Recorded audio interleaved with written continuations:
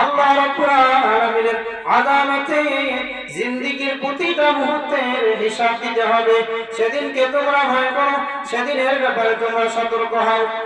আল্লাহ রাব্বুল হাদিস নবীজি সাল্লাল্লাহু আলাইহি ওয়াসাল্লাম বলেছেন, কিয়ামতের দিন মাথার আঘাত করে সূর্য থাকবে, একটা নয়, দুইটা নয়, 7টা সূর্যের মুখ একদিকে করে দেওয়া হবে। সূর্যের গরমের কারণে মানুষের মাথার মগজ ফেটে ফেটে ভাতের উথানের মতো উতলিয়ে পড়বে। সূর্যের গরমের কারণে নিচের জমিন মাটি তামা হয়ে যাবে, নিজের শরীর ঘামে সাঁতার কাটার মতো পানি হয়ে যাবে, সেই পানিতে মানুষ হাবুডুবু খাবে। সেদিন আল্লাহ রাব্বুল আলামিন কহারিয়া রূপ নিয়ে আসবেন। আল্লাহ রাব্বুল আলামিনের সামনে এক এক করে দাঁড়াতে হবে।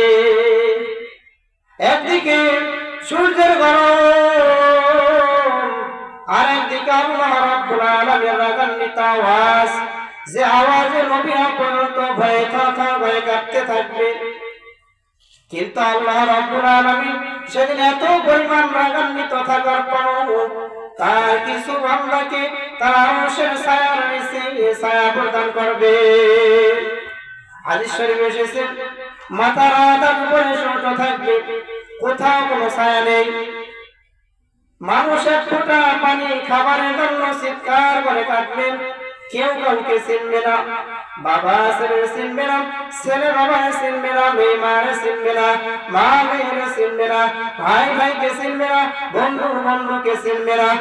সেদিন এত কঠিন ভয়াবহ অবস্থা পরিস্থিতি, একমাত্র আল্লাহ রাব্বুল আলামিনের আরশের ছায়া ছাড়া সেদিন কোথাও কোনো ছায়া নেই।